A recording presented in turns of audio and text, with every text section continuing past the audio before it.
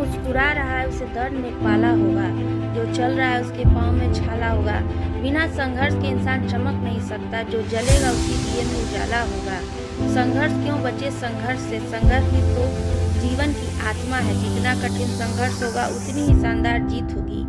एक बार एक किसान भगवान से बहुत नाराज हो गया। किसान बहुत मेहनती था, बहुत मेहनत से और खेतों में अनाज उगाता, उसकी देखभाल करता, पर अक्सर उसकी फसल खराब हो जाती। कभी सूखा पड़ जाता, कभी बाढ़ आ जाती, कभी तेज धूप, कभी आंधी, कोई न कोई कारण बन ही जाता, उसकी फसल खराब हो जाती। एक दिन वह गुस्से में आसमान की ओर देखकर भगवान से कहा, हे ईश्वर, आपको लोग सर्वज्ञाता मानते हैं कि आप सब जानते हैं, कहते हैं कि आपकी इच्छा के बिना एक पत्ता भी नहीं हिलता, पर मुझे तो लगता है कि आप छोटी से छोटी बात भी नहीं जानते। आपको तो ये भी नहीं पता कि खेती बाड़ी कैसे करते हैं। अगर आप जानते होते तो हर समय जो बाढ़, आंधी और तूफान आते हैं वो कभी नहीं आते। आप नहीं जानते कि कितना नुकसान उठाना पड़ता है हम किसानों को। यदि आप मेरे हाथ में यह शक्ति दे दें कि जैसा मैं चाहूँ वैसा मैं मौसम कर दूँ, फिर आप देखना मैं अन्न के भंडार लगा दूंगा। भगवान इस किसान के तीखे वाक्य सुनकर मुस्कुरा रहे थे। वह किसान के सामने प्रकट होकर बोले, मैं आज से तुम्हें यह शक्ति देता हूँ कि तुम अपने खेतों पर तुम्हारी जैसी इच्छा ही तुम ऐसा मौसम कर दोगे। मैं बिल्कुल भी दखल नहीं दूंगा, तुम्हारी इच्छा से सब कुछ होगा। किसान बहुत खुश हो गया। किसान ने गेहूं की फसल अपनी खेतों में बोई।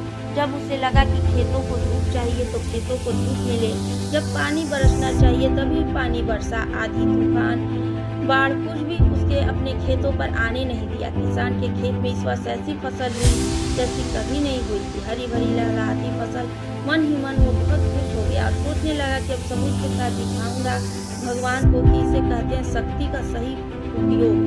मेरी सफलता देखकर उन्हें अपने नियम जरूर बदलने पड़ेंगे। कुछ दिन गुजरे, फसल कटने को तैयार हो गए। किसान बहुत उत्सुकता के साथ फसल को काटने लगा, पर जैसे ही उसकी नजर गेहूं की बालियों पर गया तो उसने अपना सिर पीट लिया और वह रोने चिल्लाने लगा। गेहूं की एक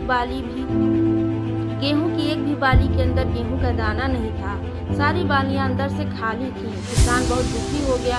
उसने भगवान को रोते हुए फिर पुकारा, हे प्रभु, तुमने ये मेरे साथ क्या किया?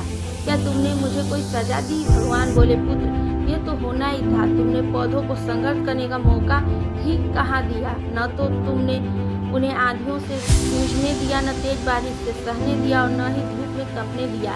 एक भी चुनौती का सामना तुमने उन्हें नहीं करने दिया। इसलिए सारे पौधे अंदर से खोखले रह गए। जब आंधी, तूफान, तेज बारिश और धूप पड़ती है तभी ये पौधे अपने अस्तित्व को बचाने के लिए संघर्ष करते और इसी संघर्ष से एक बल पैदा होता है जिसमें शक्ति होती है, ऊर्जा होती है। और यही ऊर्जा पूर्ति के लिए गेहूं के दानों जो नहीं फूटी, तूने उन्हें कठिन परिस्थितियों से गुजरने नहीं दिया जहां उनके अस्तित्व का जन्म होता। सारे बालियां इसलिए खाली हैं, इसमें एक भी गेहूं का दाना इसलिए नहीं है क्योंकि तुमने अपने पौधों को संघर्ष कराया ही नहीं। याद रखिए, स्वर्ण में स्वर्णिम आभात तभी आती है जब वह आग में तपने, गलने और हथौड़े से पीटने जैसे संघर्षों से गुजरता है। कोयले का टुकड़ा हीरा तभी बनता है जब वह उच्च दाब और उच्च ताप की मुश्किल परिस्थितियों से गुजरता है। इसी तरह यदि हमारी जिंदगी में कोई संघर्ष ही ना हो, कोई चुनौती ही ना हो, तो हम भी गेहूं की बालियों की तरह खोखले रह जाएंगे। कोई अस्तित्व नहीं होगा हमारा। विपरीत परिस्थितियां, चुनौतियां, समस्याएं हमें और अधिक निखारती हैं। यदि जीवन में कठिन परिस्थितियां और चुनौतियां आए तो घबराना मत, बल्कि सामना करना, विश्वास करना कि आप और अधिक निखर जाओगे और अधिक मजबूत बन जाओगे। किसी ने कितना सही कहा है, जिंदगी जीना आसान नहीं होता, बिना संघर्ष कोई महान नहीं होता। जब तक न पड़े हथौड़े की चोट तब तक पत्थर भी भगवान नहीं होता। दोस्तों, ये वीडियो यहीं पे समाप्त होता है। अगर आपको ये वीडियो अच्छा लगा तो लाइक करें और मेरे चैनल को सब्सक्राइब करें। जय हिंद।